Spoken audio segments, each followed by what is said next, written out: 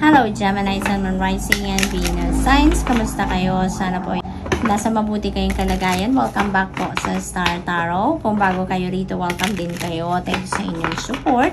I truly appreciate it. God bless you all. Gemini, pauna mensahe ninyo po ay plain.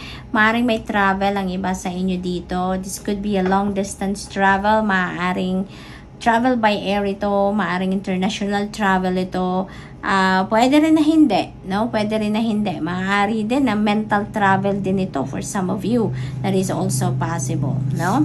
So, what else for Gemini? We have sun energy. Napakaganda. Mababalot kayo dito ng sunlight. Kumbaga, no? Magliliwanag na ang buhay ninyo. Mapapawi na yung mga paghihirap, yung mga difficult situations that could fade away from here on na Gemini. So, yun ang maaring ganap dito, no? You are on to a new chapter of your life dito na mas masaya, mas maganda, mas maliwanag, mas stress-free. Yung ganun ba? You are heading towards a beautiful life dito. Kumbaga, merong growth, merong improvement, merong pag-i-improve ng mga kaganapan sa buhay ninyo dito, no?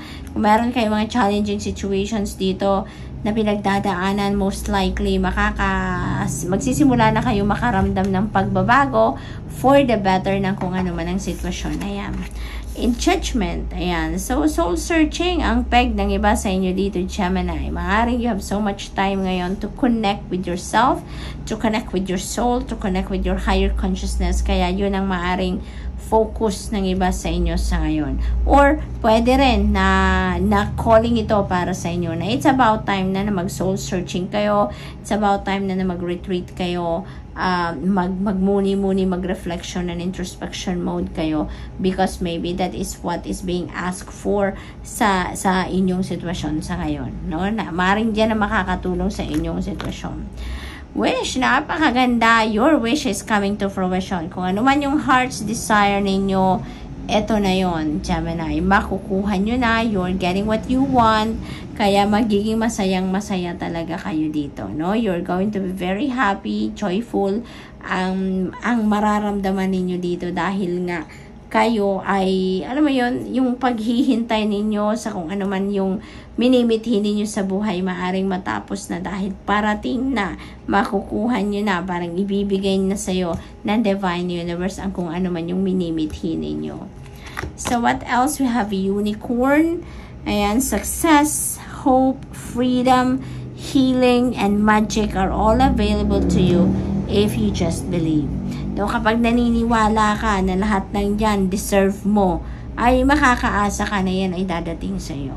Because if you don't believe, ay talagang kahit nandyan na hindi mo pa rin mapapaniwalaan yan. So, wala talaga. Hindi mo ma-acknowledge na yun ay success mo, yun ay, 'di ba? Kasi nga hindi ka naniniwala. Kaya ito, kung sinasabi nito na if you do believe that you deserve success, you deserve hope, you deserve freedom, you deserve healing, you deserve magic, you know, then yun at yun talaga ang mawitness mo sa buhay mo. Yun at yun ang makikita mo talaga sa 3D reality ninyo. So what else? We have Eagle.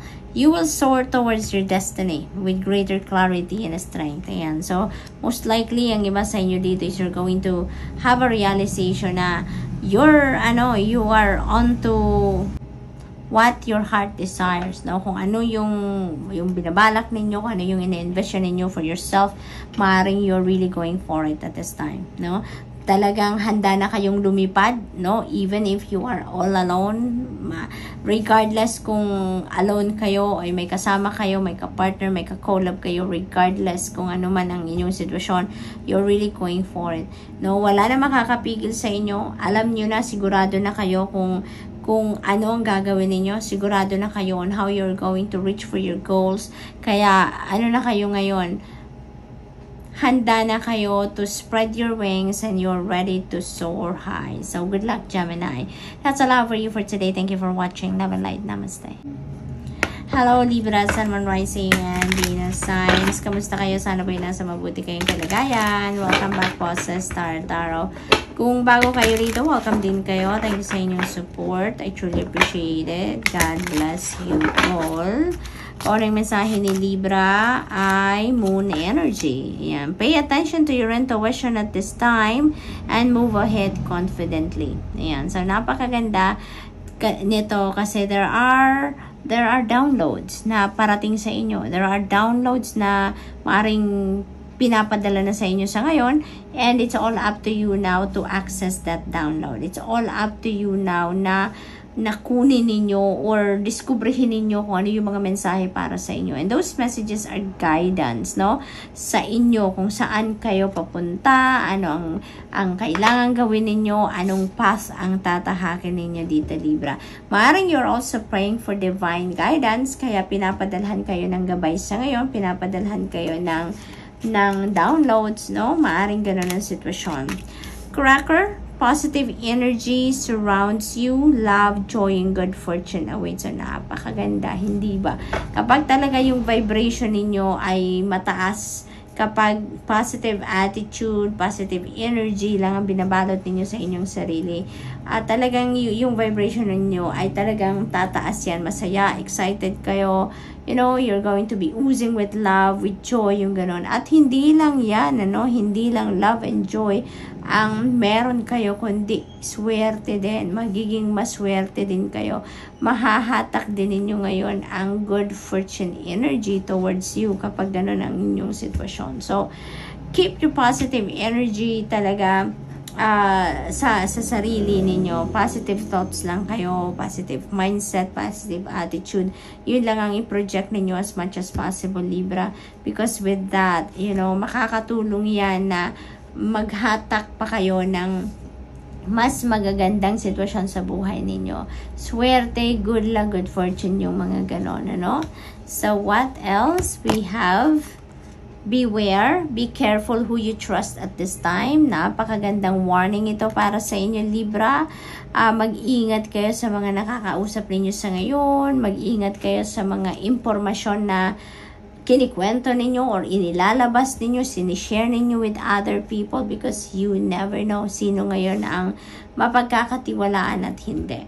Okay? So, be careful, maging vigilant kayo, at saka lakasan ninyo ang inyong pakiramdam, no? Because mararamdaman ninyo naman yan, mapipick up yan ang energy ninyo if there is something off key with a person, no? Kaya makiramdam kayo. Ooh, wow, napakaganda. Luck. Ayan, you are right to be strong and optimistic about the opportunities ahead. Napakaganda naman ito. Good fortune awaits you. Meron din tayong good luck dito. So, talagang nababalot kayo ng swerte sa ngayon, Libra. So, most likely talaga, napakasaya siguro ninyo sa ngayon, no? Siguro talagang you are oozing with positivity sa ngayon, kaya meron kayong mga energies na ganito, good luck and good fortune. So, talagang magiging maswerte kayo sa kung anumang bagay na mga gagawin ninyo sa ngayon, ano? Kasi nandyan sa horizon ninyo si good luck and good fortune. We have flowers, and this is also about successes. So, most likely talaga, napakasaswertehin talaga kayo ngayon. And maaari may mga achievements kayo dito and accomplishments na makakamit kayo at this time. Kaya naman you are going to be also emotionally fulfilled. Kasi siguro kung ano man yung mga goals ninyo, ay talagang yun ang maaaring ma-achieve nyo na sa ngayon, no? Hindi lang na-achieve nyo ng simple lang, but could be also with flying colors. Kaya talagang you will be emotionally fulfilled diyan sa mga successes na makakamit niyo sa ngayon. Star, napakaganda. Tapos na ang difficult times sa buhay ninyo. Hard times are over. Tapos na dito kung ano man ang paghihirap ninyo sa buhay, kung ano man yung mga difficult times ninyo na pinagdaanan or pinagdadaanan sa ngayon, that will be behind you from here on. Magiging maliwanag na ang araw, kumbaga magiging maliwanag na ang inyong sitwasyon. So good luck, Libra, and that's all I have for you for today. Thank you for watching. Love and light. Namaste. Hello Aquarius, Sun, Moon, Rising, and Venus signs. Kamusta kayo? Sana po nasa mabuti kayong kalagayan. Welcome back po sa Star Tarot. Kung bago kayo dito, welcome din kayo. Thank you sa inyong support. I truly appreciate it. God bless you all. Proposal, Aquarius. Meron ditong it's either romantic proposal ito for some of you or this is a business proposal, no? So, good luck to that. Kahit nasaan man kayo dyan, this is a business opportunity na maaaring pumasok sa inyo business venture siguro or business partnership that is possible or talagang meron ditong kung single pa kayo ngayon at meron kayong jowa, so maaaring merong magpo-propose na para sa iba sa inyo dyan, Aquarius. Personal goals, no, ma-achieve nyo na, kaya maging masayang-masaya kayo sa ngayon. Napakaganda ng mga kaganapan nito sa buhay ninyo. This is going to be very exciting period for you, no? Kasi kung meron kayo nitong dalawang ito, no, na pangyayari sa buhay ninyo, ay talagang you are super blessed, hindi ba? Kasi dito, meron kayong mga personal goals din na ma-achieve ninyo. Meron din kayong makukuha nyo na din kung ano man ang pinagsisikapan ninyo dyan, diba? So, abundance. Napakaganda naman. Lucky times are ahead of you along with good news, success, and prosperity. Sobrang swerte ninyo sa ngayon, Aquarius. Sobrang blessed kayo because there is going to be good luck, no, na babalot sa inyo sa ngayon. Ang swerte ninyo, there could be magagandang balita na parating sa inyo. May mga tagumpay kayong makakamit sa ngayon. Personal goals also, diba? Ma-achieve ninyo. There's also abundance and prosperity coming in sa buhay ninyo. So, saan ka pa? Diba? There are so many reasons for you to be grateful for. There are so many reasons for you to be thankful for and celebrate. So, what else? We have birth. And so, this is a birth of a baby. Maaring ganun ang ganap dito. Maaring mag-welcome ng bagong member sa pamilya. Ang iba sa inyo, merong manganganak. Meron ditong baby coming in. Maari din na kung hindi naman to applicable, no, sa iba sa inyo, Aquarius, na merong manganganak or nagbubuntas, this could be a new opportunity and possibility din na maaaring pumasok sa buhay ng iba sa inyo dito, Aquarius. This could also be a new beginning, no, in some areas of life.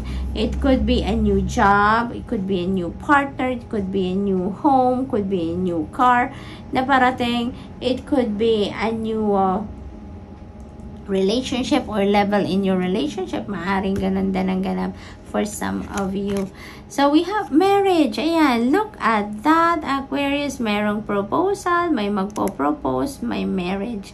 So, parang agara ng kasalan dito for some of you. Maaring magpo-propose ngayon. That could be formality sake na lang siguro ang proposal na yan. Maaring napag-discussan na ng couple dito, no? Na talaga magpapakasal na kayo, kaya biglaan na. Yung parang susunod agad yung kasalan, ano? Maaaring ganun ang ganap. So, you're really going to be very happy dito, Aquarius, if this is your situation, ano? Na after proposal, kasalan agad. So, this is really, really awesome. So, what else? We have lovers. Ayan. So, parang naging love reading ito ngayon, ano? Kasi meron tayong mga proposal, may manganganak, may kakasal dito, may lovers. So, love is in the air talaga. For most of you dito, Aquarius, love is in the air. There is union talaga dito of two people na nagmamahalan, no? Yun ang napipick up ko dito. Kung wala naman kayo doon sa sitwasyon na magpapakasal, mag-aasawa, mai-engage, this could signify na merong union dito of two people in friendship. Maaring ganon din ang ganap dito. Maari din na meron ditong papasok pa lang sa love and romantic relationship. That is also possible. So, whatever the case may be, good luck po at masayang-masaya ang inyong mga puso. Napakaswerte ninyo. You also have successes, abundance, and prosperity. Love, ay nako, hindi ba you are so blessed. Good luck, and that's all I have for you for today. Thank you for watching. Love and light. Namaste.